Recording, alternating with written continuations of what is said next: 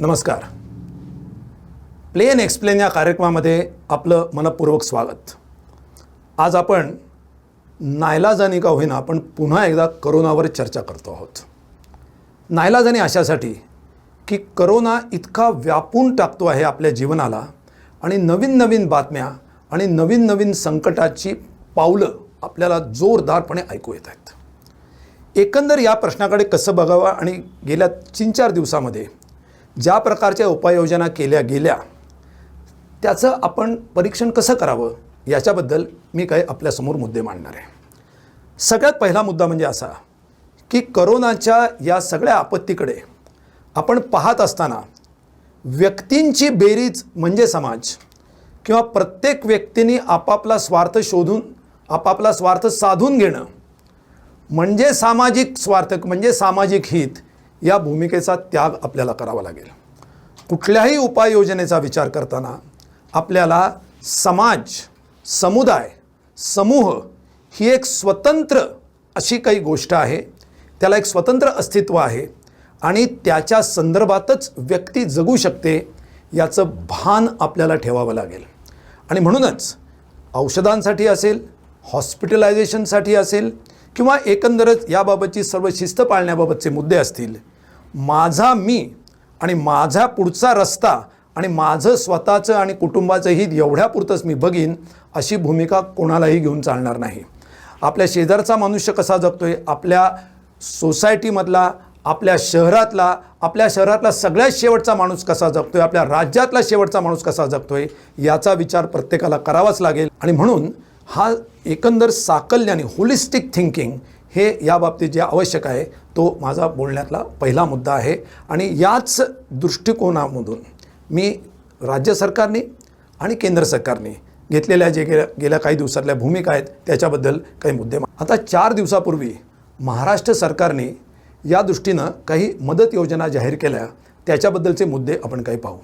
सगळ्यात पहिल्यांदा आपण याचं स्वागत करू की महाराष्ट्र सरकारची आर्थिक स्थिती ही अत्यंत प्रिकॅरियस ज्याला म्हणतात, अत्यंत कठीण असतानासुद्धा महाराष्ट्र सरकार ज्या धैर्याने आणि ज्या एकजुटीनं ज्याला म्हणता येईल अशा प्रकारे या करोनाच्या आपत्तीचा सामना करते त्याचं दर्शन गेल्या काही दिवसामध्ये निश्चितपणे झालेलं आहे.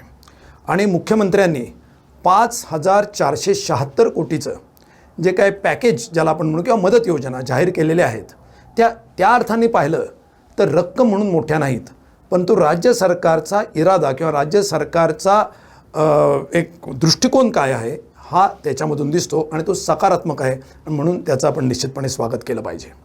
त्याच्यामध्ये राज्य सरकारने घर कामगार असतील, त्याचप्रमाणे बांधकाम कामगार आहेत, रिक्षावाले आहेत, यांच्यासाठी काही एक ठोस असं रोख रक्कम त्यांना काही देण्याचं जाहीर केलेलं आहे. ती रक्कम आहे 1,500 रुपयाची. आता त्यांनी महिना 1,500 असा काही शब्द वापरलेला नाही आहे आणि तसं त्यांचा म्हणण्याचा इरादा असावा असं वाटत नाही, परंतु त्यांनी काही एक रक्कम जाहीर केलेली आहे. आणि ही रक्कम जाहीर करताना आपण त्याचं मूल्यमापन करताना महाराष्ट्र सरकारचे इकॉनॉमिक रिसोर्सेस काय आहेत याचा अत्यंत सहानुभूतीने विचार करणं आवश्यक आहे. घर कामगारांच्यासाठी एक अतिशय समाधानाची गोष्ट गेल्या काही दिवसामध्ये झाली. म्हणजे अर्थसंकल्प जेव्हा 2 महिन्यापूर्वी हा जाहीर झाला त्यावेळेला महाराष्ट्र सरकारने 250 कोटी रुपये हे स्वतःचे अंदाजपत्रकीय तरतूद करून जनाई कामगार कल्याण योजना नावाची एक घर कामगारांच्यासाठी एक कल्याण योजना जाहीर केली. त्याच्यामध्ये 250 कोटी रुपये महाराष्ट्र सरकारने बजेटरी प्रोव्हिजन ही केलेली आहे. आणि त्या योजनेअंतर्गत जे घर कामगार ज्यांची नोंदणी झालेली आहे, कारण घर कामगारांच्यासाठी यापूर्वीच एक घर कामगार कल्याण मंडळ नावाचं एक मंडळ स्थापन झालेलं आहे आणि त्याच्यासाठी काही किरकोळ स्वरूपाची तरतूदसुद्धा यापूर्वी करण्यात आलेली होती, परंतु मधल्या काळात काहीच झालं नाही, विशेषतः फडणवीस सरकार असताना. परंतु आता पुन्हा एकदा बजेटमध्ये तो मुद्दा आला. माझ्या मते ही अतिशय आनंदाची गोष्ट आहे की महाराष्ट्र सरकारने या कामगारांच्यासाठी काही विशेष करायला पाहिजे याची दखल घेऊन त्यांना 1,500 रुपये आत्ता देण्याचं मान्य केलेलं आहे. ही रक्कम अर्थातच अपुरी आहे, ती अर्थातच वाढवण्याची किंवा ती दरमहा देण्याची सुद्धा गरज निश्चितपणे पडणार आहे. परंतु ते सांगत असतानाच याबाबत मी एक सूचना करू इच्छितो आणि कामगार संघटनांनी ती सूचना केलेली आहे. मग ती C2 असेल किंवा घर कामगारांच्या ज्या अन्य संघटना आहेत त्यांनीसुद्धा ही सूचना केलेली आहे की घर कामगारांची नोंदणी अनेक घर कामगारांनी म्हणजे ज्याला मोलकरणी म्हटलं जातं त्यांनी केली. अशी 4.5 लाख घर कामगारांची नोंदणी झाली. परंतु त्याचं दरवर्षी रिन्युअल करण्याची एक विचित्र अट त्याच्यामध्ये ठेवलेली होती. आता दरवर्षी रिन्युअल करणं हे महिलांना अनेक त्यांच्या लक्षात राहिलं नाही किंवा काहीच फायदे मिळत नाहीत, त्याच्यामुळे काहींनी केलं नाही आणि विशेषतः मागच्या वर्षी तर अशक्यच होतं. आणि नोंदणी करण्यासाठी सरकारने कुठलीही योजना किंवा कुठलाही स्टाफ किंवा कुठल्याही प्रकारची ठोस मार्गच ठेवलेला नव्हता की ज्याच्यामुळे वेगाने अशी नोंदणी होईल. त्याच्यामुळे या 4.5 लाख नोंदणीकृत घर कामगारांपैकी फक्त 1 लाखांचीच नोंदणी आता लाईव्ह आहे, म्हणजे जिवंत आहे, मागच्या वर्षी ज्यांची नोंदणी झालेली आहे अशी. त्याच्यामुळे कामगार संघटनांची अशी मागणी आणि मी असं निश्चितपणे सरकारकडे सांगेन की 4.5 लाख ज्या घर कामगारांची नोंदणी झालेली आहे त्या प्रत्येकाला त्यांचं रिन्युअल झालेलं असो अथवा नसो त्यांना या रकमेचा लाभ मिळाला पाहिजे. पहिला मुद्दा. पुढचा मुद्दा आहे बांधकाम कामगारांबाबतचा. महाराष्ट्र सरकारने बांधकाम कामगारांनासुद्धा 1,500 रुपये इतकं अनुदान किंवा इतकी मदत देण्याचं जाहीर केलेलं आहे. माझ्या मते बांधकाम कामगारांच्या बाबतीमध्ये महाराष्ट्र सरकारने यापेक्षा वेगळा निर्णय म्हणजे वाढीव रकमेचा निर्णय घेतला पाहिजे आणि तो घेणं सहज शक्य आहे. कसा ते मी आपल्याला सांगतो. बांधकाम कामगारांच्यासाठी त्यांच्या कल्याणासाठी एक बांधकाम कामगार कल्याण निधी हा प्रत्येक राज्याकडे जमा होतो आणि तो कसा जमा होतो तर जी बांधकामं या शहरांमध्ये सगळ्या महाराष्ट्रामध्ये जी होत असतात त्या सगळ्या बांधकाम मूल्यावरती 1% इतका टॅक्स हा सरकारकडे जमा होतो. आणि याबाबतचा कायदा हा संपूर्ण देशव्यापी असा कायदा आहे आणि प्रत्येक राज्याच्या पातळीवरती हा निधी गोळा करून तो बांधकाम कामगारांच्या कल्याणासाठी खर्च करायचा अशी त्याच्यामध्ये तरतूद आहे. प्रत्यक्षामध्ये म्हणजे 2011 पासून जरी हा निधी गोळा होत असला तरी प्रत्यक्षामध्ये त्या बांधकाम कामगारांच्या कल्याणासाठी त्यातली बहुतेक रक्कम खर्च होतच नाही, ते पडून राहते. ती का खर्च होत नाही हा एक बोलण्याचा आणि चर्चेचा अतिशय मोठा महत्त्वाचा आणि स्वतंत्र विषय आहे. त्याच्यात मी आत्ता जात नाही कारण त्याच्याबद्दल आपल्याला बोलायला निदान 1 तास बोलावं लागेल. मी आता फक्त एवढं सांगू शकतो की या बांधकाम कामगार कल्याण निधीमध्ये आज कमीत कमी 8 ते 10 हजार कोटी रुपये पडून आहेत आणि हे महाराष्ट्र सरकारकडे आहेत. बांधकाम कामगार संघटनांचं आणि माझंही म्हणणं आहे की जे कधी ना कधी नोंदणीकृत झालेले होते त्या सर्वांना याचा लाभ मिळाला पाहिजे. आणि बांधकाम कामगार कल्याण मंडळाकडे जेवढे पैसे आज न वापरता पडून आहेत त्याचा विचार जर केला तर ही 1,500ची रक्कम त्यांच्या बाबतीमध्ये कमीत कमी 5,000पर्यंत वाढवणं अगदी सहजच शक्य आहे. तेव्हा त्याबाबतचा निर्णय हा महाराष्ट्र सरकारने घ्यावा अशी निश्चितपणे कामगार संघटनांची मागणी आहे आणि ती अतिशय रास्त आहे. आता तिसरा जो सेक्शन आहे जो असंघटित कामगार म्हणजे ज्यांची धड कुठे नोंदणी आहे नाही असे अनेक कामगार आहेत. हजारो लाखो कामगार आहेत. असे नाका कामगार आहेत की जे बांधकाम कामगार आहेत परंतु ज्यांची कुठे नोंदणीच नाही त्यांनासुद्धा ह्याचा लाभ मिळाला पाहिजे. आणि त्याच्यासाठी नाक्यावरती जे उभे राहतात त्यांचासुद्धा विचार यामध्ये केला गेला पाहिजे. आता तो कसा करायचा, त्याची जबाबदारी कोणावरती टाकायची हे अतिशय तपशिलाचे मुद्दे आहेत. परंतु महानगरपालिका आणि नगरपालिका यांच्या यंत्रणेवरती जरी जबाबदारी टाकली तर त्यांच्यामार्फत ह्याची अंमलबजावणी करणं शक्य होईल.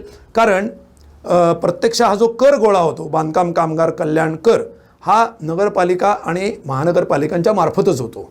तो त्यांच्यामार्फत राज्य सरकारांकडे येत असतो. तेव्हा ही जबाबदारी ही त्यांच्यावरती जर टाकली तर ते अतिशय वाजवी होईल. आता तिसरा जो रिक्षा किंवा इतर असंघटित कामगार कोणी भाजीवाले फेरीवाले असे जे आहेत त्यांच्या बाबतीमध्ये सरकारने काहीतरी निश्चित ठोस अशी उपाययोजना करणं आवश्यक आहे. सरकारने शिवभोजन थाळी आम्ही देऊ आणि 3 किलो आणि 1 किलो धान्य हे ज्या वर्गाला स्वस्त धान्याची गरज आहे त्यांना देऊ अशा प्रकारची घोषणा केलेली आहे. ही सुद्धा अतिशय स्वागतार्ह योजना आहे. परंतु रोख स्वरूपामध्ये म्हणजे थोडक्यात जे अशा प्रकारे दारिद्र्य रेषेच्या खालचे आहेत, अंत्योदयमधले आहेत किंवा ज्यांच्याकडे केशरी कार्ड आहे अशा कार्डधारकांना सुद्धा काही रोख स्वरूपामध्ये ही रक्कम दिली गेली पाहिजे. कारण तुम्ही असंघटित क्षेत्रातले जर कामगार पाहिले तर ते अशा केशरी रेशन कार्ड असलेले किंवा पिवळं रेशन कार्ड असलेले किंवा त्याच्याही खालचे अंत्योदय कार्ड असलेलेच असणार आहेत. तेव्हा त्यांच्या बाबतीमध्ये या निधीमध्ये थोडीशी भर सरकारने टाकावी अशी निश्चितपणे माझी मागणी राहील.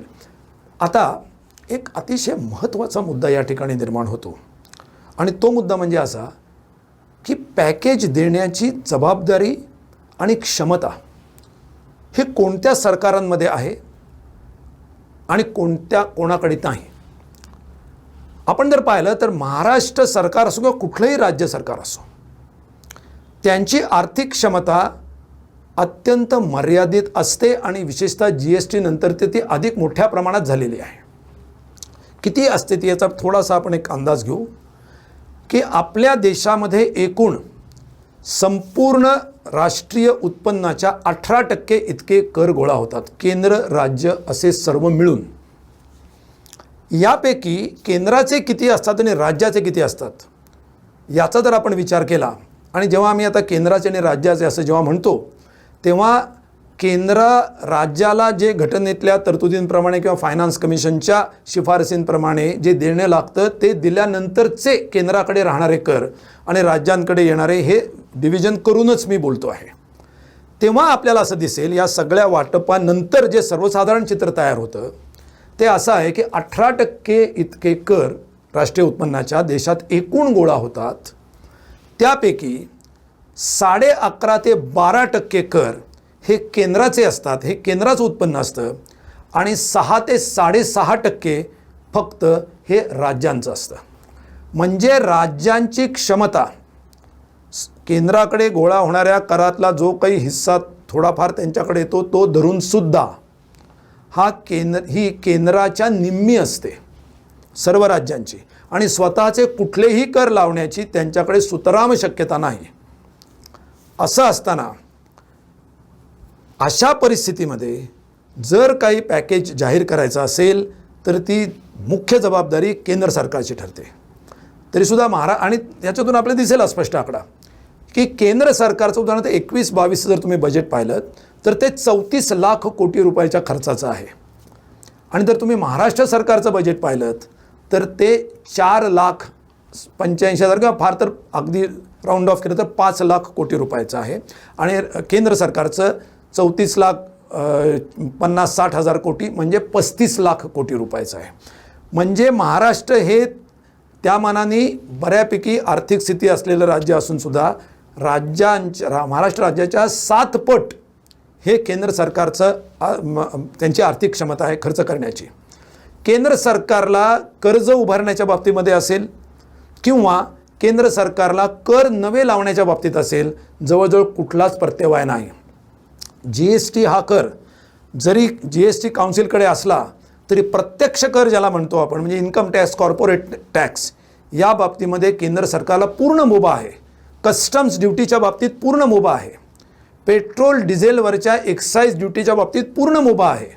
आणि त्याप्रमाणे केंद्र सरकार काय करत आहे हे जर आपण पाहिलं, म्हणजे त्यांच्याकडे कर आकारणीसाठी पूर्ण स्वातंत्र्य असूनसुद्धा केंद्र सरकार त्याचा वापर हा योग्य प्रकारे करत नाही की ज्याच्यामुळे केंद्र सरकारला मोठी पॅकेजेस जाहीर करता येतील. आपल्याला असं दिसेल की केंद्र सरकारने 2019 म्हणजे करोनाच्या आधी कोणतंही कारण नसताना कॉर्पोरेट टॅक्समध्ये 1,45,000 कोटी रुपयाच्या सवलती दिल्या, आणि आत्ता मध्यंतरीच्या काळात त्या कॉर्पोरेट क्षेत्राला पॅन्डेमिक आहे या नावाखाली प्रचंड मोठ्या सवलती दिल्या, आणि ते देऊन स्वतःचं उत्पन्न जे आधीच कमी आहे करांचं या पॅन्डेमिकमुळे काही प्रमाणात झालेलं ते अधिक कमी करून घेतलं, विशेषतः प्रत्यक्ष करांच्या बाबतीमध्ये सुद्धा. आणि दुसऱ्या बाजूला पेट्रोल डिझेलवरचे टॅक्सेस हे 4-4, 5-5 पटीने वाढवले की ज्याच्यामुळे आज पेट्रोलचा प्रत्यक्ष उत्पादनाचा खर्च सगळा मिळून आयात वगैरे सगळं धरून जर 30 रुपये असेल तर आपण त्याला जवळजवळ 90 रुपये आज बाजारामध्ये देतो आहे. अर्थात त्यातले बरेचसे टॅक्सेस हे म्हणजे जास्त मेजॉरिटी टॅक्सेस हे केंद्र सरकारचे आहेत. केंद्र सरकार वाढवत गेलेलं आहे.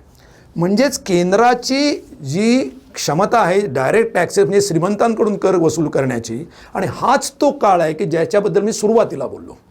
मी सुरुवातीला सांगितलं की हे जे सगळं संकट आहे या संकटाकडे आपल्याला समुदाय म्हणून बघायला पाहिजे, समाज म्हणून बघायला पाहिजे. आणि समाजामध्ये ज्यांची क्षमता जास्ती आहे तो श्रीमंत वर्ग, धनिक वर्ग किंवा बडे कॉर्पोरेट्स, यांच्यावरती कराची जास्त आकारणी व्हायला पाहिजे. विशेषतः या काळात तर अधिकच व्हायला पाहिजे, कारण जे लोक 2 वेळचं जेवणसुद्धा घेण्यासाठी खर्च करू शकत नाहीत, त्यांनी 1 लिटर पेट्रोल घेतलं तर त्यांना टॅक्स मात्र तेवढाच द्यावा लागतो की जेवढा अतिशय श्रीमंत अशा लोकांना द्यावा लागतो. त्याच्यामध्ये त्यांना कुठल्याही प्रकारची राहत नाही आहे. म्हणजे लक्षात घ्या की जे गरीब आहेत ते पूर्वीच्याच दरांनी टॅक्स देत आहेत आणि श्रीमंतांना मात्र टॅक्सेसमध्ये सवलती मिळत चाललेल्या आहेत, कारण त्यांना प्रत्यक्ष करामध्ये सरकार सरळ सरळ सवलती देते, त्यांचे रेट्स कमी करत चाललेले आहेत. आणि ही जी असमानता, ही जी विषम वागणूक आहे, ही उलट्या दिशेने असणं आवश्यक आहे. ज्याची क्षमता जास्ती, ज्याची कर भरण्याची क्षमता जास्ती, त्यांनी या कठीण काळात तरी निदान, खरं म्हणजे इतर वेळेला सुद्धा, पण या कठीण काळात तरी त्यांनी जास्त बोजा सोसला पाहिजे. तर भारतात मात्र उलटं घडतं आहे आणि याला जबाबदार केंद्र सरकार आहे. आणि म्हणून केंद्र सरकारने जे पॅकेज म्हणून 20 लाख कोटीचं मागच्या वेळेला जाहीर केलं, तो एक अतिशय फसवणुकीचा प्रकार होता हे आपण पाहिलं. महाराष्ट्र सरकारचं जे पॅकेज आहे त्याच्यात फसवणुकीचा प्रकार नाही आहे. केंद्र सरकारने 20 लाख कोटीचं पॅकेज जाहीर केलं आणि त्याच्यामधला प्रत्यक्ष खर्चाचा भाग हा 1 लाख कोटीपेक्षा जास्ती नव्हता. म्हणजे चुरमुऱ्यांनी भरलेलं पोतं दाखवून ते जणू काही तांदूळांनी भरलेलं आहे असा आभास निर्माण करायचा आणि त्याचं वजन 100 किलो असं जर आहे असं वाटत असेल तर ते प्रत्यक्षामध्ये 10 किलोसुद्धा असत नाही. अशा प्रकारची परिस्थिती केंद्र सरकारने निर्माण केली. या तुलनेमध्ये राज्य सरकारने घेतलेली भूमिका ही निश्चितपणे म्हणजे त्याची दिशा जी आहे निश्चितपणे चांगली आहे. एक चांगली घटना महाराष्ट्र सरकारने ज्याची मागणी केली होती ती उशिरानी का होईना पण केंद्र सरकारने मान्य केलेली आहे. ती म्हणजे हाफकिन इन्स्टिट्यूटला आता भारतटेकची लस निर्माण करण्याचं कंत्राट किंवा त्याच्याबद्दलची परवानगी ही आत्ता दिलेली आहे की ज्या वेळा लसीकरणाचा बोजवारा वाचतो आहे अशी सगळीकडे जेव्हा हकाटी निर्माण झाली, जेव्हा वराती मागून घोडे ज्याला म्हणता येईल असा निर्णय केंद्र सरकारने घेतलेला आहे. निदान वराती मागून का विना ते घोडे आलेले आहेत, ते येतील अशी आपण आशा करूया आणि त्याच्यामधून लसीकरणाची परिस्थिती जी आहे ती सुधारेल अशी आपण आशा करूया. महाराष्ट्राचे मुख्यमंत्री उद्धवजी ठाकरे यांनी अशी मागणी केलेली आहे आणि ती निश्चितपणे योग्य आहे असं मला वाटतं की नॅचरल कलॅमिटी ही एक नैसर्गिक आपत्ती म्हणून याकडे पाहिलं पाहिजे. आणि ही जर नैसर्गिक आपत्ती जाहीर झाली तर नैसर्गिक आपत्ती कायदा जो आहे आणि त्याच्या अंतर्गत जो निधी राज्य सरकार आणि केंद्र सरकारकडे असतो आणि त्याबाबतच्या ज्या जबाबदाऱ्या आहेत त्यानुसार हा अधिक निधी राज्य सरकारांना खर्च करण्यासाठी उपलब्ध होईल आणि त्याचप्रमाणे तो निधी खर्च करण्याची एक त्यांना तातडी जी आहे ते तातडीची गरज पूर्ण होईल. तेव्हा ती अतिशय योग्य अशी मागणी उद्धव ठाकरे यांनी केलेली आहे. त्याचं सगळ्यांनी समर्थन करणं आवश्यक आहे. आता यानंतर एक सगळ्यात महत्त्वाचा आणि खरं म्हणजे केंद्र सरकारला अडचणीचा असणारा मुद्दा आहे की ज्याच्याबद्दल बोलणं आज अत्यंत आवश्यक आहे. या देशामध्ये 1 वर्षापूर्वी बरोबर पंतप्रधानांनी एक PM केअर्स नावाचा एक निधी उभा केला, ज्याचं रजिस्ट्रेशन म्हणजे ज्याला कुठलाही सरकारी दर्जा नाही असं कायद्याने सांगण्यात आलं. प्रत्यक्षामध्ये त्याचे अध्यक्ष हे एक्स ऑफिशियो भारताचे पंतप्रधान आहेत. त्याच्या ट्रस्टीजमध्ये एक्स ऑफिशियो भारताचे संरक्षण मंत्री आहेत, भारताचे वित्तमंत्री आहेत, एक्स ऑफिशियो आहेत. पण त्याची नोंदणी मात्र पब्लिक ट्रस्ट ॲक्ट खाली झालेली आहे. आणि त्यांनी किती पैसे गोळा केले, त्यांनी कोणाकडून गेले आणि कशावरती ते खर्च होत आहेत याच्याविषयी जेव्हा कुठलीच माहिती उपलब्ध होईना त्यावेळेला माहिती अधिकार कायद्याखाली जेव्हा त्याची माहिती मागितली गेली तेव्हा असं उत्तर आलं की त्यांना माहिती अधिकार कायदा लागू होत नाही. हा अतिशय मोठा धक्का किंवा कायद्याच्या सामान्य ज्ञानाला हा बसलेला मोठा धक्का होता. परंतु अलीकडे असे बरेच धक्के केंद्र सरकार देत आहे, त्यातला हा एक धक्का होता. आजपर्यंत यामध्ये सैनिकांपासून ते सर्वसाधारण केंद्रीय कर्मचाऱ्यांपासून, सर्वसामान्य माणसापासून, ॲक्टर्सपासून, प्रोड्युसर्सपासून, सरकारकडून ज्यांना कॉन्ट्रॅक्ट मिळाली त्या सगळ्या बेनिफिशरीजपासून ते सामान्य माणसापर्यंत लोकांनी विश्वास ठेवून हजारो कोटी रुपये या निधीमध्ये गेले. पण आत्तापर्यंत गेल्या 8 ते 9 महिन्यामध्ये हा निधी नेमका किती जमला, तो कुठे खर्च झाला याच्याबद्दलची देशाला माहिती नाही आणि तो माहिती अधिकार कायद्यात येत नाही. असा शोध हा लागलेला आहे आणि त्याच्यावरती अपील करायचं असेल तर त्याच्याबद्दलचे माहिती अधिकार प्रमुख असतील किंवा त्याच्या सगळ्या यंत्रणा आहेत त्या केंद्र सरकारने ठप्प करून ठेवलेल्या आहेत. त्याच्यामुळे तिथेही कुठे दाद मागितली जात नाही किंवा मागता येत नाही अशी प्रत्यक्षामध्ये परिस्थिती निर्माण झालेली आहे. तेव्हा या 3 मुद्द्यांचा आपण एकत्र विचार करून याच्याबद्दल एक निष्कर्ष असा काढला पाहिजे की महाराष्ट्र सरकार या बाबतीमध्ये प्रामाणिकपणाने आपले सर्व आकडे, आपलं सर्व माहिती जाहीर करते आणि काही धोरण आखते. ती सगळी परिपूर्ण नाहीत, त्याची अंमलबजावणीही परिपूर्ण आहे असं आपण म्हणू शकत नाही. त्याच्यामध्ये खूप सुधारणा करण्याची गरज आहे. परंतु असं असलं तरी काही एक जनतेसमोर पारदर्शकपणे येण्याची त्यांनी भूमिका ठेवलेली आहे, त्याचं आपण स्वागत करूया.